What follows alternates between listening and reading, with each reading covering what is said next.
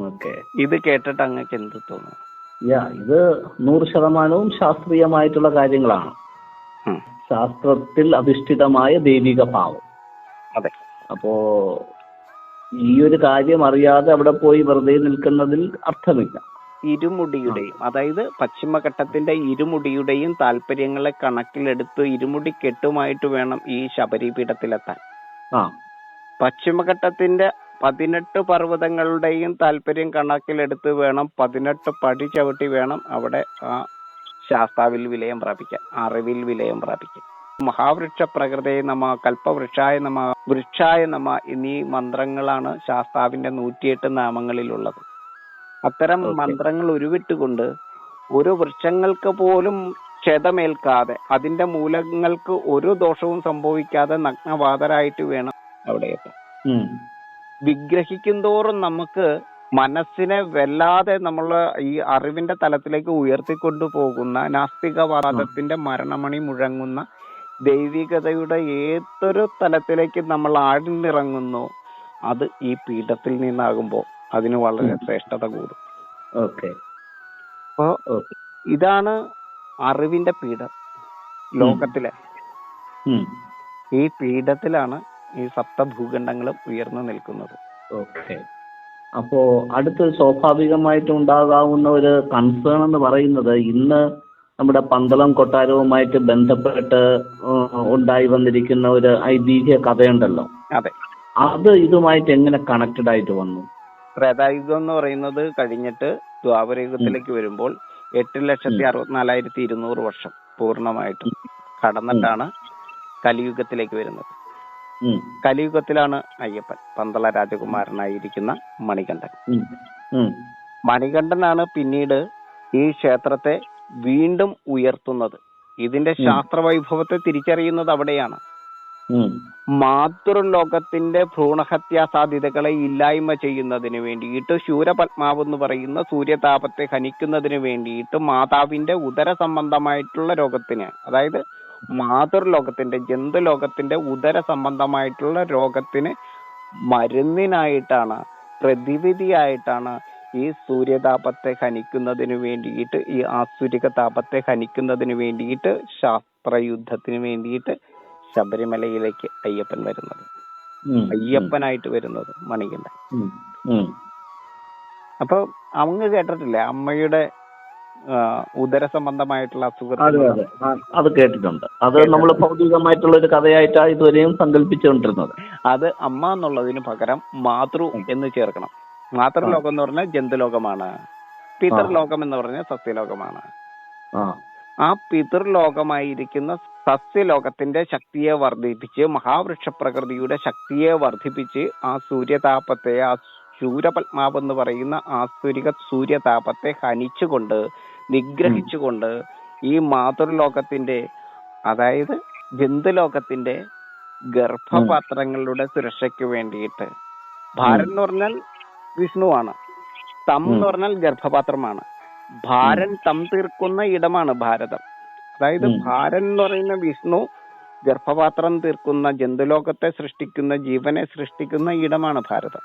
അങ്ങനെയായിരിക്കുന്ന ആ ഭാരന്റെ മണ്ണിലെ ഭാരനാൽ, വിഷ്ണുവിനാൽ, ഈ വൃക്ഷലോകത്താൽ, ആ വൃക്ഷലോക പരിപാലനത്താൽ ശൂരപത്മാവ് എന്ന് പറയുന്ന സൂര്യതാപത്തിന്റെ ആ ആസുരികതയെ മുഴുവൻ നിഗ്രഹിച്ചുകൊണ്ട് മാതൃലോകത്തിന് വേണ്ടിയിട്ട് ശരിക്കും ഈ ശബരിമലയിലെ ഈ ശബരി പീഠത്തെ വീണ്ടും അതേ പരശുരാമൻ എന്താണോ ഉദ്ദേശിച്ചത് അതേ ശാസ്ത്രചിന്തയിലേക്ക് തിരിച്ചെത്തി ഈ പശ്ചിമഘട്ടത്തെക്കുറിച്ച് പഠിക്കുകയും അറിയുകയും അവിടെ എന്ത് ചെയ്താൽ ഈ മഹാവൃക്ഷ പ്രകൃതിയെ ഉയർത്താമെന്നറിയുകയും നമ്മൾ ആദ്യം പറഞ്ഞ ഈ ടൈഗർ ഫോറസ്റ്റ് ഒരുക്കുകയും ചെയ്ത്, പശു ലോക ഭയങ്കാരായകൻ വരെ ആ പീഠത്തിന് അർത്ഥമുണ്ട്. അതായത് പശുക്കൾക്ക് പോലും പ്രവേശനമില്ലാത്ത ഇടം, എരുമകൾക്ക് പ്രവേശനമില്ലാത്ത ഇടമാണ്.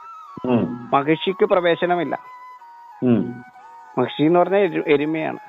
സസ്യലോകത്തെ കൊന്നൊടുക്കുന്ന ജന്തുലോകങ്ങൾക്ക് പ്രവേശനമില്ലാത്ത ഇടത്തെ തീർത്തുകൊണ്ട് മാംസാഹാരികളായിട്ടുള്ള ജന്തുലോകത്തെ, പുലിയെ കാവൽ നിർത്തിക്കൊണ്ട് പുലിപ്പാലിലൂടെ ഈ പ്രകൃതിക്ക് മാതൃലോകത്തിന്റെ സംരക്ഷണം ഒരുക്കിയ ശാസ്ത്രവൈഭവമാണ് അവിടെ ഈ മണികണ്ഠനെ അവതാരമാക്കുന്നത്.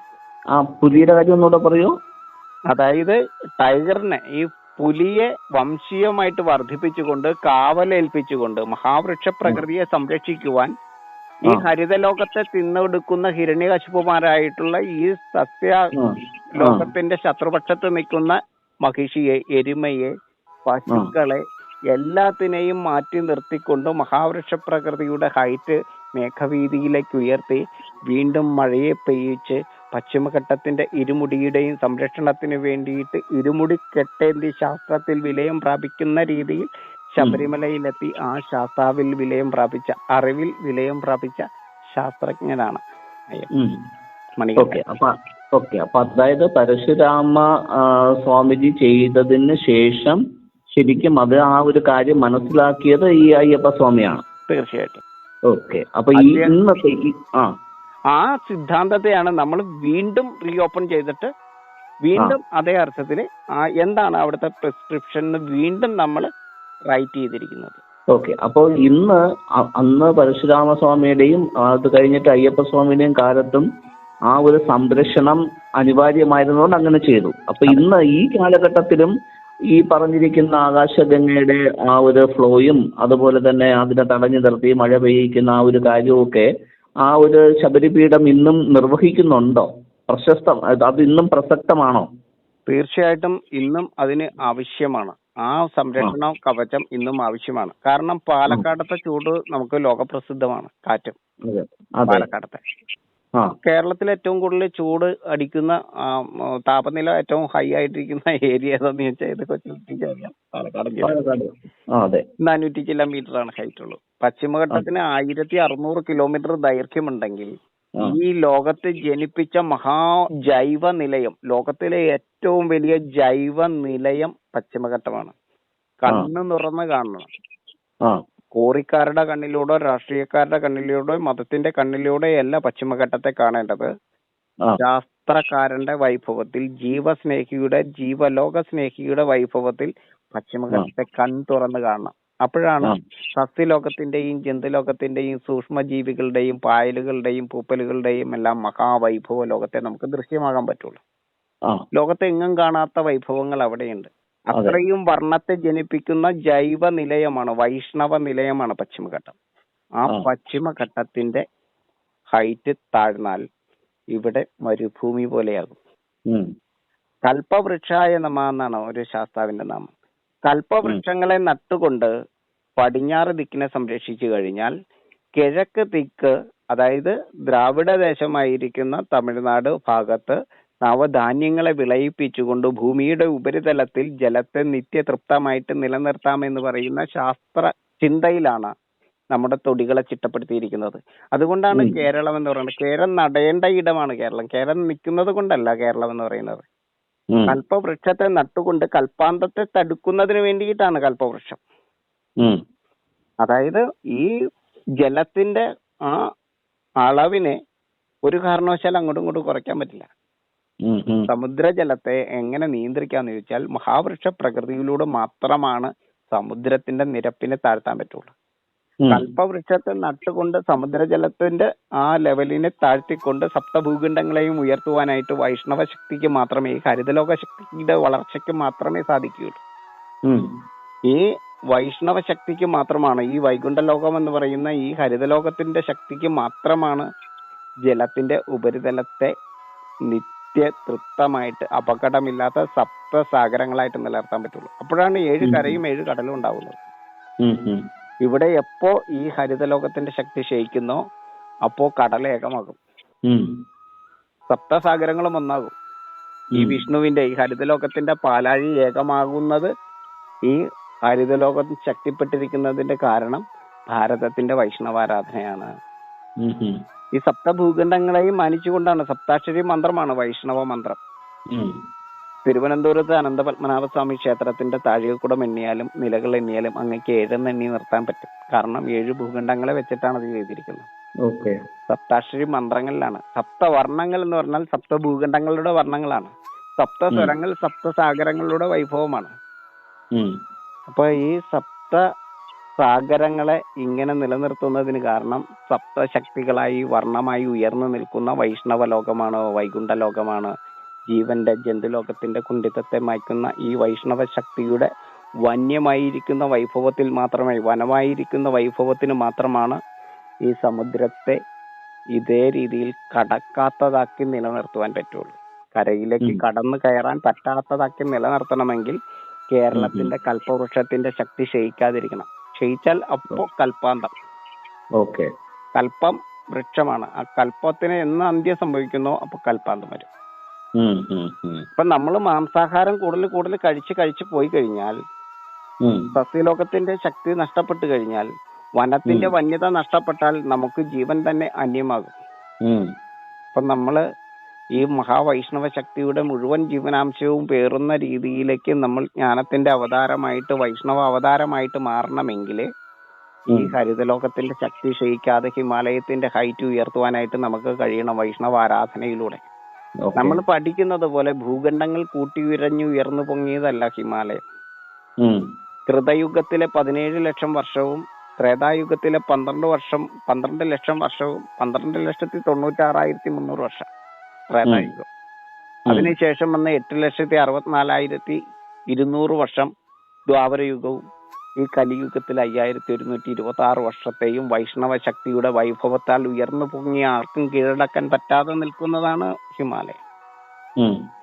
മഹിയും ഹിമയും ചേർന്ന് ഉയർന്നു നിൽക്കുന്ന സ്ഥലം, അതായത് മണ്ണും ജലവും ചേർന്ന് ഉയർന്നു നിൽക്കുന്ന ഇടം എവിടെയുണ്ടെന്ന് ചോദിച്ചാൽ അത് ജന്തുലോകത്തിന്, ജീവലോകത്തിന് വിലാസം തീർക്കുവാൻ കൈലാസം ഉയർന്നു നിൽക്കുന്നു ഇവിടെ ഭാരതത്തിന്റെ ഹൃദയഭൂമിയിൽ.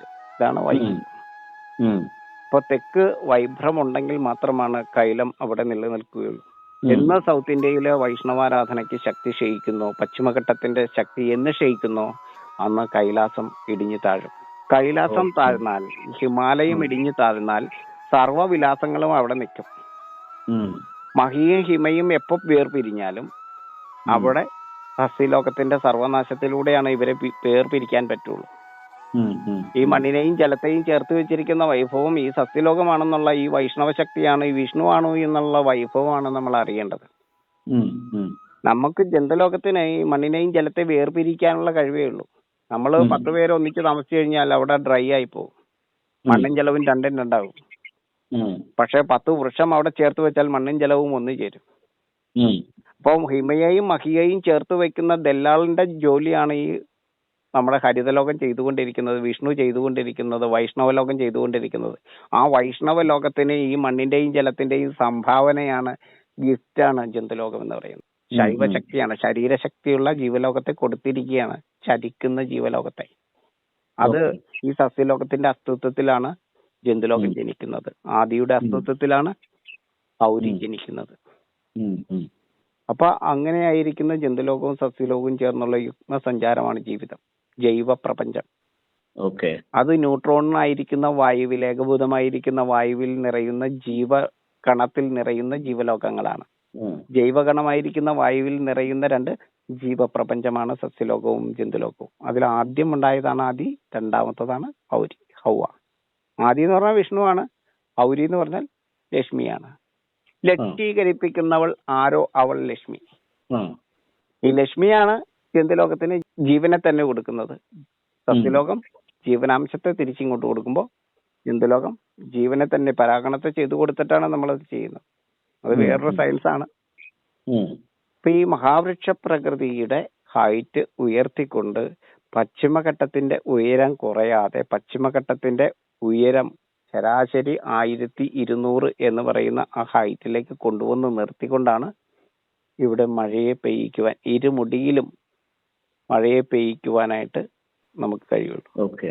അതുകൊണ്ടാണ് ശബരിമലയിൽ വരുമ്പോൾ ഒരു പക്ഷത്തെ കണക്ക് മാത്രം എടുത്ത്, ഒരു പക്ഷത്തിന്റെ ആഗ്രഹത്തെ മാത്രം ശിരസിലേറ്റിക്കൊണ്ട് കയറരുത്. ഇരുമുടി കെട്ടുമായിട്ട് വേണം ശബരിമലയിലേക്ക് എത്താൻ. അതാണ് ഇരുമുടി. പക്ഷപാതം പാടില്ല. ഓക്കെ.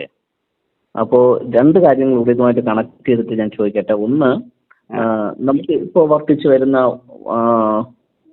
ഈ വെള്ളത്തിന്റെ പ്രശ്നങ്ങളുണ്ട്, അതായത് വരൾച്ചയുണ്ട്, ചൂട് കൂടുന്നുണ്ട്.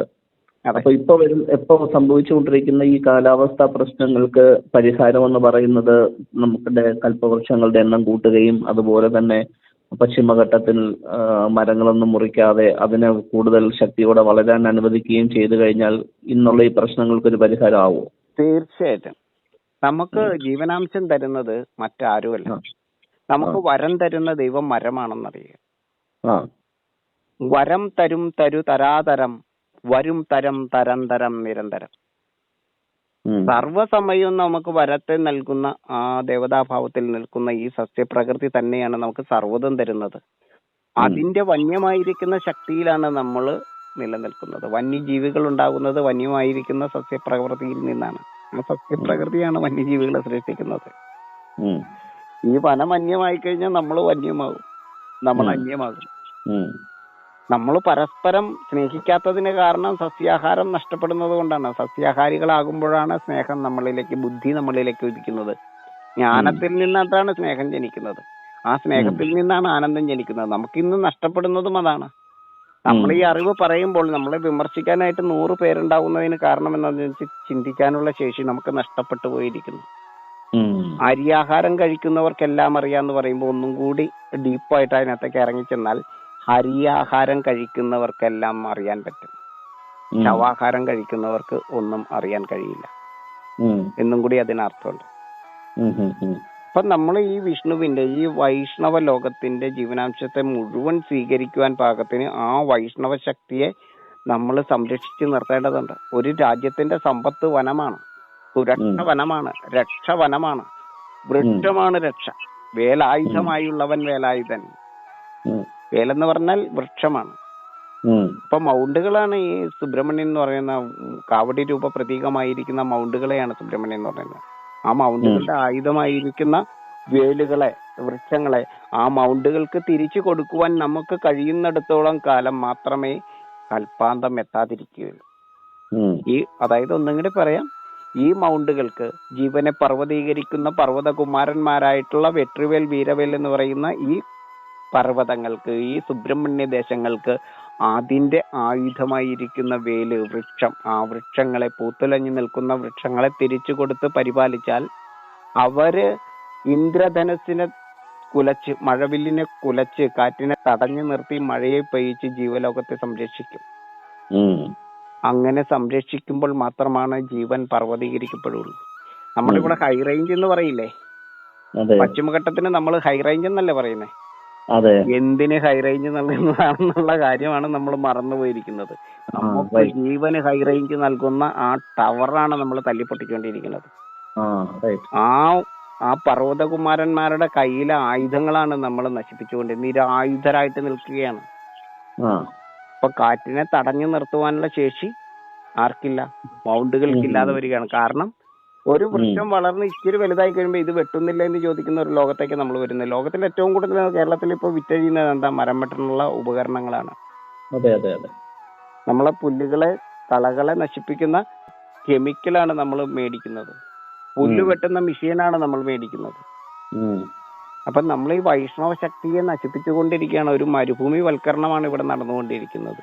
ആ മരുഭൂമി വൽക്കരണം മരുവായിരിക്കുന്ന ദേശത്ത് പോലും മയിൽ പീലി വിടർത്തി മഴയെ തടഞ്ഞു നിർത്തി ദേവലോകത്തെ പരിപാലിക്കുവാനുള്ള ആ ശേഷി അത് ഇന്ന് മൗണ്ടുകൾക്ക് നഷ്ടപ്പെട്ടിട്ടുണ്ട്. അതുകൊണ്ടാണ് സുബ്രഹ്മണ്യന്റെ വാഹനം അറിയാലോ, മയിലാണ്. ആ ഒരു മൗണ്ടിന്റെ മുകളിൽ മരുവായിരിക്കുന്ന പാറക്കെട്ടുകൾ ഉണ്ടാവും. ആ പാറക്കെട്ടുകളിൽ കാറ്റ് പാസ് ചെയ്ത് പോകാതെ കൂട്ടത്തോടെ മയിലുകൾ ആനന്ദം നൃത്തമാടും കാറ്റ് വരുമ്പോ. മഴമേഘം കാണുമ്പോൾ തന്നെ പീലി വിരിക്കുന്ന രീതിയിലേക്ക് ഈ പ്രകൃതി വൈഭവത്തില് ആ ജീവനെ പർവ്വതീകരിക്കുന്ന പർവ്വതകുമാരന്മാർക്ക് ആ വൈഭവം ഉണ്ടെങ്കിൽ അത് ഈ പ്രകൃതി അനുഗ്രഹിച്ച് നൽകിയ വൈഭവമാണ്. സൃഷ്ടിയുടെ വൈഭവമാണ്. ആ വൈഭവങ്ങളെയാണ് നമ്മൾ കണ്ടില്ല എന്ന് വെക്കുന്നത്. നമ്മൾ ശാസ്ത്ര ചിന്തയിലേക്കാണ് തിരിച്ചു വരേണ്ടത്. അപ്പൊ നമ്മൾ കേരളം എന്ന് പറഞ്ഞാൽ കൽപ്പം നടേണ്ട ഇടമാണ്. കൽപ്പം നട്ടുകൊണ്ട് കൽപ്പാന്തത്തെ തടുക്കുവാനുള്ള ശേഷി ലോകത്ത് ഒരു സ്ഥലത്ത് മാത്രമേ ഉള്ളൂ. അത് ഈ കേരളമാണ്. ദൈവത്തിന്റെ സ്വന്തം നാട്, ജീവൻ ജനിച്ച നാട് ഇവിടെയാണ്, ആഫ്രിക്കയിലല്ല. അവ ഒരേ സമയം ഗോഡ്സ് ആൻഡ് കൺട്രി എന്ന് പറയുകയും ജീവൻ ജനിച്ചത് ആഫ്രിക്കയിലാണെന്നും പറയുന്നത് അംഗീകരിക്കാൻ പറ്റുന്ന അങ്ങനെ ആലോചിച്ചു. അതെ, തീർച്ചയായിട്ടും ജീവന്റെ ഉൽപ്പത്തി, മനുഷ്യന്റെ ഉൽപ്പത്തി വന്നിരിക്കുന്നത് നമ്മുടെ ഭാരതത്തിൽ നിന്ന് തന്നെയാണ്. അതെ, ഇവിടെ കേരളത്തിലാണത്. ഈ ബീജകുംഭ സംഭവസ്ഥാനം എന്ന് പറയുന്ന അഗസ്ത്യകൂടത്തിലാണ് ബീജം ആദ്യമായി ജനിച്ചത്. ഈ നെയ്യാറൊഴുകുന്ന ഈ പശ്ചിമഘട്ടത്തിന്റെ മൂലാധാരം എന്ന് പറയുന്ന ഈ അഗസ്ത്യകൂടത്തിലാണ് ബീജകുംഭ സംഭവസ്ഥാനം. ജീവകുംഭ സംഭവസ്ഥാനം ശബരിപീഠമാണ്. കാവേരിയിലാണ് ആദ്യമായിട്ട് സസ്യലോകം നാം വിട്ടത്. സാക്ഷാൽ വൈകുണ്ഠലോകം അവിടെയാണ് തിരുച്ചിറപ്പള്ളി. സാക്ഷാൽ സ്വർഗവാതിൽ, ലോകത്തിന്റെ സ്വർഗവാതിൽ തുറന്ന ഇടമാണിത്. ഈ സൗത്ത് ഇന്ത്യയിലാണ് യമപീഠം ഇരിക്കുന്നത്, കന്യാകുമാരിയിലാണ് യമപീഠം ഇരിക്കുന്നത്. ജീവൻ ജനിച്ചതും ജീവൻ മരിച്ചതും ഇവിടെ തന്നെയാണ്. യമപീഠം ഇരിക്കുന്നത് ത്രിസാഗര സംഗമ പീഠമായിരിക്കുന്ന സംയമിനിയിലാണ്. ജീവകുംഭ സംഭവസ്ഥാനം പശ്ചിമഘട്ടമാണ്, അതിന്റെ അഗസ്ത്യകൂടമാണ്. ബീജകുംഭ സംഭവസ്ഥാനം, ജീവകുംഭ സംഭവസ്ഥാനം ശബരിപീഠമാണ്. ജീവൻ ജലമാകുന്നു, ആ ജലത്തിന്റെ പീഠമാണ്. ശബരം എന്നാണ് ജലത്തിന്റെ അർത്ഥം. ശബരൻ ആരാന്നറിയോ? ശബരൻ ശിവനാണ്. ശിവൻ ഈ മണ്ണാണ്. ശബരി ജലമാണ്, അത് പാർവതിയാണ്. ശബരനും ശബരിയും ചേർന്നിട്ടാണ് പ്രോട്ടോൺ. മണ്ണും ജലവും ചേർന്നിട്ടാണ് പ്രോട്ടോൺ. മഹിയും ഹിമയും ചേർന്നിട്ടാണ് പ്രോട്ടോൺ. അതാണ് അർദ്ധനാരീശ്വരൻ. 7 കടലും 7 കരയും ചേർന്നിട്ടാണ് ഭൂമി. സൂര്യന് ചുറ്റും ആനന്ദ നടനമാടുന്ന ചന്ദ്രനാഥനായിരിക്കുന്ന, സദാനന്ദനായിരിക്കുന്ന, ജീവധരനായിരിക്കുന്ന, ആഭരണമായി ജീവനെ അണിഞ്ഞിരിക്കുന്ന, നാഗഭൂഷണനായിരിക്കുന്ന, ഋഷഭവാഹനായിരിക്കുന്ന, ബേസായിരിക്കുന്ന ബീജം ഋഷഭത്തിൻ്റെതാണ്. ആ ഋഷഭവാഹനനായിരിക്കുന്ന, ആ സദാനന്ദ നടനമാടുന്ന നടരാജനായിരിക്കുന്ന ആ ഭൂമി തന്നെയാണ് ശിവൻ. ഈ നീലഗോളമായിരിക്കുന്ന ഭൂമി തന്നെയാണ് ശിവൻ. ആ സൗരവ്യൂഹമാണ് ഈ ശിവനെ വളരെ ചേർത്ത് വെച്ച് ആ വ്യൂഹത്തിന്റെ സെൻട്രലിൽ നിർത്തിക്കൊണ്ട് ഭ്രമണം ചെയ്യുന്നത്. എന്തിനു ചുറ്റും? ബ്രഹ്മത്തിന് ചുറ്റും. ആ ബ്രഹ്മം ബ്ലാക്ക് ഹോൾ ആകുന്നു. മിൽക്കി വേ ഗാലക്സിയുടെ സെൻട്രലിൽ നിൽക്കുന്ന, സകലതിനും കാരണമായിരിക്കുന്ന, നിർഗുണമായിരിക്കുന്ന, ആ ഏകാദ്രവ്യാവസ്ഥയിലുള്ള, ഏകദൈവാവസ്ഥയിലുള്ള ആ സെൻട്രലിൽ നിൽക്കുന്ന മഹാബ്രഹ്മശക്തിയെയാണ് നമ്മൾ ഏകദൈവം എന്ന് പറയുന്നത്. ആ ഏകദ്രവ്യാവസ്ഥയിൽ നിന്നാണ് ദ്രവ്യം സഞ്ചരിച്ച് ആദ്യം വിക്ഷേപണം, പിന്നെ ചിതറൽ, പിന്നെ ആകാശം, വായു, അഗ്നി, ജലം, മണ്ണ്, ജീവൻ, അതായത് ജീവാത്മാവ്. ജീവാത്മാവ് എന്ന് പറഞ്ഞാൽ സസ്യലോകം എന്ന് മാത്രമേ അർത്ഥമുള്ളൂ കേട്ടോ. ജീവനാത്മാവേകുന്നത് എന്തോ അതാണ് ജീവാത്മാവ്. അത് പ്ലാന്റ് ആണ്. ആ പ്ലാന്റിന്റെ പ്ലാനാണ് പരമാത്മ ചൈതന്യമായിരിക്കുന്നത് നമ്മൾ. ആ പരമാത്മ ചൈതന്യം പരബ്രഹ്മ കാരണമായിരിക്കുന്ന അപരബ്രഹ്മമാകുന്നു, ബ്ലാക്ക് ഹോൾ ആകുന്നു. പരബ്രഹ്മം സൂര്യനാകുന്നു. പഞ്ചഭൂതങ്ങൾക്ക് കാരണം സൂര്യനാണ്, സൂര്യന് കാരണം അപരബ്രഹ്മമായ ബ്ലാക്ക് ഹോൾ ആണ്. ഇത്ര സുന്ദരമായിട്ടുള്ള ഒരു വേദമാണ് നമ്മൾ ഇത്രയും. ഇനി ശബരിമലയുമായിട്ട് ബന്ധപ്പെട്ട ഒരു കുഞ്ഞു സംശയം കൂടെ ഉള്ളത്. തീർച്ചയായിട്ടും ചോദിച്ചു. എന്തുകൊണ്ടാണ് നമ്മൾ സ്ത്രീകൾ അങ്ങോട്ട് പോകണ്ട എന്ന് പറയാനുള്ള കാരണം? വലിയ ചോദ്യം, വളരെ രസകരമാണ് ഉത്തരം.